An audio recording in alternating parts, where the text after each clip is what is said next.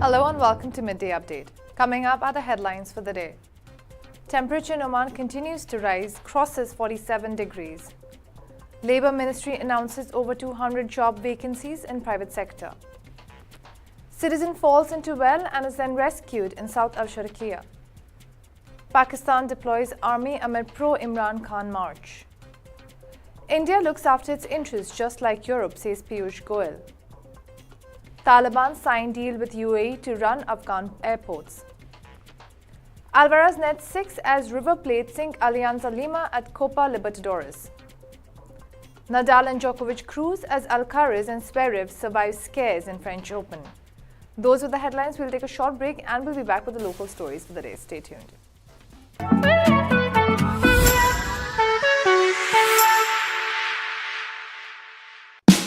Oman's largest online supermarket now has no minimum order limit. From grocery to household items, Rafiq has everything that you want. Enjoy worry-free shopping with over 8,000 products to choose from and get it delivered straight to your doorstep. Rafiq, you order, we deliver.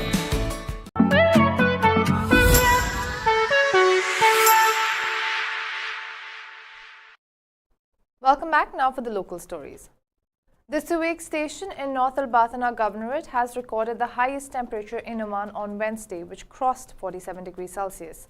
According to Oman Meteorology, Suwaiq station recorded 47.4 degrees as the highest temperature among all the weather stations during the last 24 hours. Kerun Hirita station recorded 22.5 degrees as the lowest temperature. The Ministry of Labour has announced more than 200 vacancies within the wage subsidy initiative in various private sector institutions in the Sultanate of Oman. Oman News Agency said in a statement that the Ministry of Labour announces the availability of 215 job opportunities within the wage subsidy initiative in various private sector institutions distributed as follows: 87 jobs for university degree holders, 34 jobs for post-secondary diploma holders, 42 jobs for general education diploma holders, 52 below a general education diploma. The Civil Defence and Ambulance Authority has rescued a citizen who fell into a well in the Vilayat of Sur. Rescue teams in the Civil Defence and Ambulance Department in South Al-Sharqiya Governorate were able to rescue a citizen after he fell into a well in the Thaima area in the Vilayat of Sur.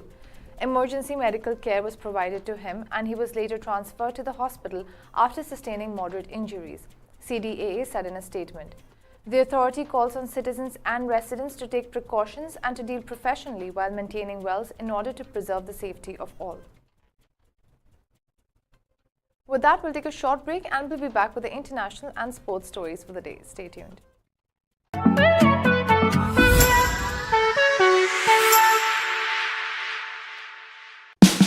Oman's largest online supermarket now has no minimum order limit. From grocery to household items, Rafiq has everything that you want. Enjoy worry-free shopping with over 8,000 products to choose from and get it delivered straight to your doorstep. Rafiq, you order, we deliver.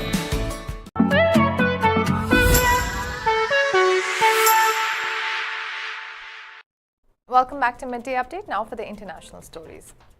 Pakistani Interior Minister Rana Sanaullah on Thursday said the government authorized the deployment of army troops in the capital Islamabad.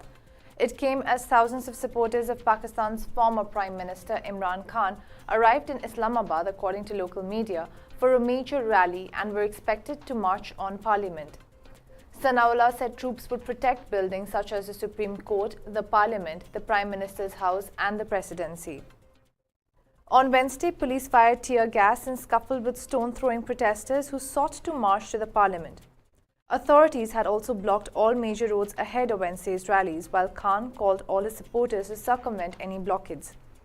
The measures were announced following the killing of a policeman on Tuesday during a raid on the home of a key Khan supporter.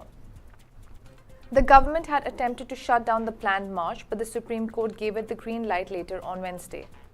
However, the court only allowed the rally to go ahead at a specifically allocated public ground. It also ordered that protesters disperse after an address by Khan. His lawyer was also asked to ensure that the protest remains peaceful. Khan, who was removed from office after a no-confidence vote in April, had called for the protests. The defiant former Prime Minister is seeking the toppling of the current government and calling for early elections. Defending India's national interests amid the ongoing Ukraine conflict, Union Minister Piyush Goyal on Wednesday rejected any arguments that India is significantly increasing imports from Russia or contributing to the situation in Ukraine. This comment comes in the wake of the Ukraine war that has led to crippling sanctions on Russia, thereby creating challenges for its key partners, including India, to trade with Moscow. Speaking at the World Economic Forum in Davos, the minister said every country has to look after its national interests. Our interests or needs are no different from those of the European nations, he said.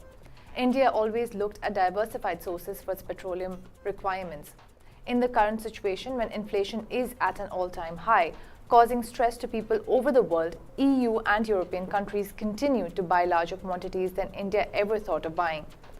Over reports of India's significant surge in imports of petroleum products from Russia, he said, "We have never been a very large importer of petroleum products from Russia.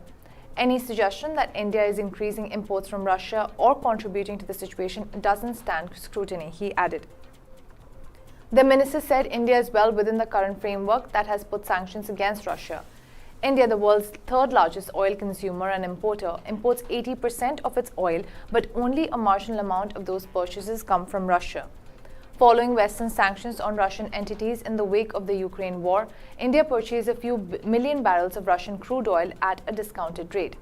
This marked a sharp uptick from last year when India imported around 16 million barrels in 2021. Media reports say a significant increase in Russian oil exports could expose India to great risk as Washington prepares to impose further punitive measures against Moscow.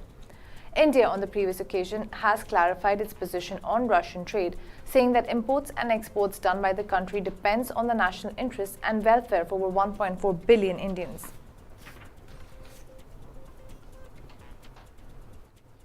The Taliban have signed an agreement with the United Arab Emirates on operating airports in Afghanistan, the group's transportation and civil aviation minister said on Tuesday after months of talks with the UAE, Turkey and Qatar.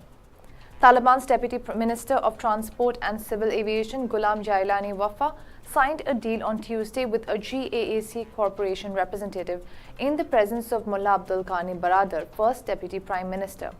Speaking at the contract signing event, Mullah Baradar stated that the country's security is strong and that the Islamic Emirate is willing to work with foreign investors. Baradar stated that with the signing of this deal, all foreign airlines would begin flying to Afghanistan safely and dependably. When we were in a severe and emergency position, the UAE assisted us with technical assistance and free terminal repairs, said Ghulam Jailani Wafa, Minister of Transportation and Civil Aviation. The GAAC Corporation is a multinational firm that offers aviation services in the United Arab Emirates. The Taliban took over Afghanistan in August 2021, which led to the collapse of the previous government.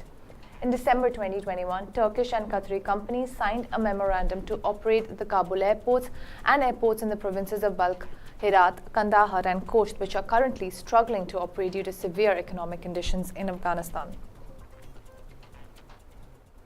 And now for the sports stories. Manchester City-bound forward Julian Alvarez scored 6 goals as Argentine giants River Plate cruised to an 8-1 home victory over Alianza Lima in their Copa Libertadores group match on Thursday. Alvarez, who will join the recently crowned Premier League champions in the summer, netted 3 times in each half, while Santiago Simon and Elias Gomez were also on target for the hosts. The result guaranteed River the top spot in Group F ahead of the knockout phase with 16 points from 6 matches. Meanwhile, Alianza Lima are last with just 1 point so far.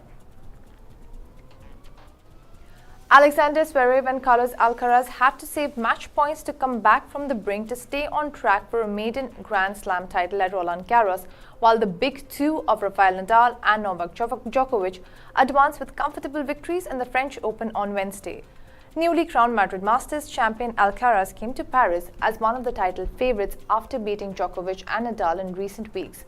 But the youngster had a tough match against his compatriot Albert Ramos Vinolas in the second round. Ramos Vinolas, who is 15 years older than Alcaraz, was clinical in the second and third sets, while the number 6 seed committed too many unforced errors during this period. The 19-year-old even had to save a match point in the fourth set when trailing 5-4 behind on Ramos Vinolas' serve, but he pulled through. With almost the full support from the audience, Alcaraz regained his confidence and showed relentlessness in the tie-break of the fourth set, dragging the match to a decider. He secured a decisive break in the ninth game of the last set before serving out the match to Love to complete a rollercoaster victory.